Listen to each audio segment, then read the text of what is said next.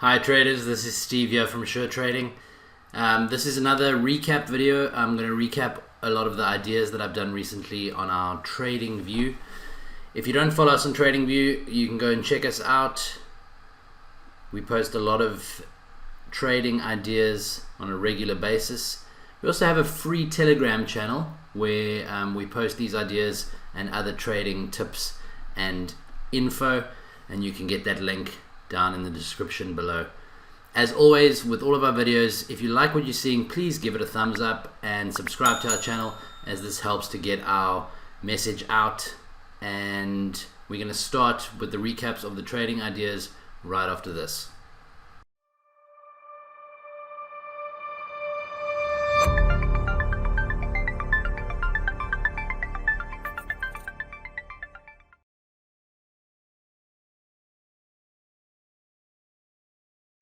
So first up, we're going to look at Kumba iron ore. This is an idea that I posted on the 31st of March, so it was quite a while ago.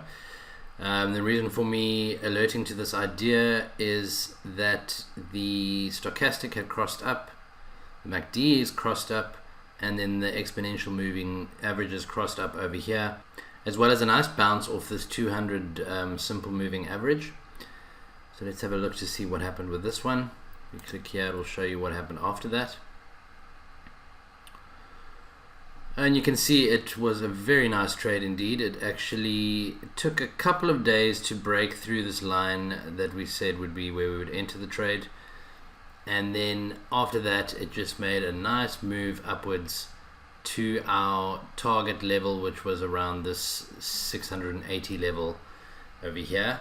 And it reached our target, depending on where your take profit was, yesterday or this morning with the opening of the market. So that was a very nice trade on Kumba iron ore. Next up, we have ANG, or Anglo Gold Ashanti. I alerted this one on the 6th of April, long position based off of a couple of factors. As you can see, there was a double bottom that occurred over here and over here. And also the momentum indicators were showing upward move. The stochastic had crossed through the 20 in an upwards direction over here. The MACD had recently crossed upwards, and these two EMAs also crossed in an upward direction. So let's have a look to see what happened with this one.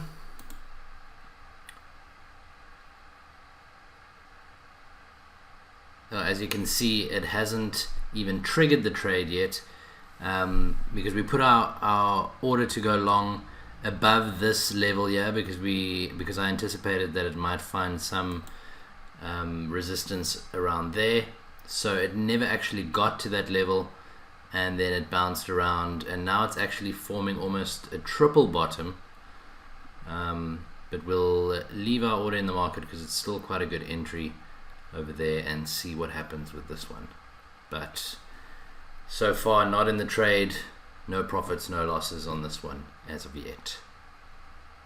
Now next up, we have SIBA Stillwater, SSW. Now we recognized a bullish flag pattern on this one. As you can see, the flag pole over there and the flag coming down over here. Bullish flag is a continuation pattern, so the expectation is that it would continue higher once it breaks out. So it had already broken out at this point. And let's have a look and see what happened with this one. Okay, so it definitely went upwards. It hasn't quite reached our target. With a flag pattern, you can have two targets. You can have the length of the pole, the length of the initial upward move that you put on this side with the breakout, or you can have the length of the actual flag itself. So let's just have a look and see if it's reached that target. So if we let's take an arrow and measure between the flags like this, and then move that to where it broke out.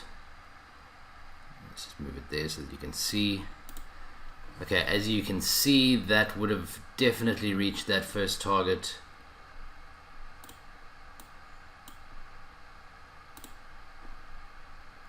Around this area over here, and it found a bit of resistance and it's bounced downwards. I wouldn't say the trade's over just yet. Let's keep an eye on it to see if it can go all the way up to reach this target over here. Now next up on First Rand Limited, FSR, I identified a head and shoulders pattern. If you're not familiar with the head and shoulders pattern, it's just as its name suggests, it's a shoulder followed by a larger head and then another shoulder, and the expectation is that once it breaks through this neckline it will move downwards, and the target that you set is the same as the distance between the neckline and the top of the head put below the head and shoulders. So this target just so happens to be at quite a strong support level. So let's have a look and see what happened to this one. Okay, as you can see, it hasn't yet broken through the neckline. So we're not in the trade just yet. What could potentially happen is this could form part of the right shoulder, and then if it breaks through the bottom of the neckline later on, it would still be considered as a valid head and shoulders pattern. So let's keep an eye on this one and see what happens with that. So next up we have ShopRite Holdings, a short alert. This I did on the 14th of April, which was just a week ago. So it's quite a new one. And the reason I alerted for a short is because of the momentum indicators were all showing downward momentum. The stochastic had turned over there, the MACD had turned downwards, and the exponential moving averages had turned over there. We were waiting for it to break through this level because I anticipated that it might show a bit of support because of these previous levels over here. So let's have a look, see what it did. Okay, so as you can see, we broke through that level and entered the trade on the 19th, which was 2 days ago. It seems to be in a nice downward move at the moment. We're anticipating that it will get to around this 200 simple moving average and potentially bounce. If it breaks through, we might even see this gap being filled that was formed in September last year. So for now it's looking good. Let's keep an eye on it and see what happens with this one. Moving on to Discovery, I alerted a long position just yesterday, 21 hours ago, based on our momentum indicators, which are the MACD, which crossed upwards, the stochastic, which crossed upwards, and then finally the EMAs, the 3 and the 15 EMA that crossed over there. So like I say, this was just yesterday, so not a lot of candles have happened since then, but let's have a look and see what has happened. And it has gone completely opposite. As you can see, our trade wasn't even triggered because it was based on going higher than yesterday's candle, and it just plummeted down today so far. So we're not in the trade yet. Not all hope is gone because it might bounce off this support level, but let's keep an eye on it to decide whether or not to remove our orders from the market. And then lastly, we're having a look at Aspen. Aspen's obviously been in the news a lot with all the vaccine talk. But we found a bullish pennant pattern on this one. Now, bullish pennant pattern is very similar to a bullish flag, except the flag part is a triangle instead of a channel downwards.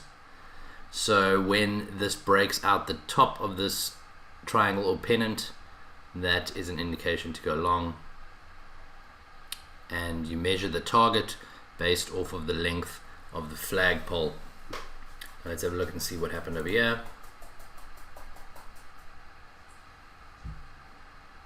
Okay, as you can see, there's only been one candle because I alerted this yesterday, and it's not looking extremely good just yet, but we haven't entered the trade, so we can keep an eye on it and see if it does in fact break out the top and go to our target over here.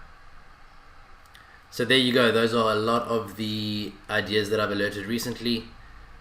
As I said before, if you like what you're seeing on this channel, please like the video and subscribe to the channel. That helps us get the word out, and we hope to see you again soon in our next video.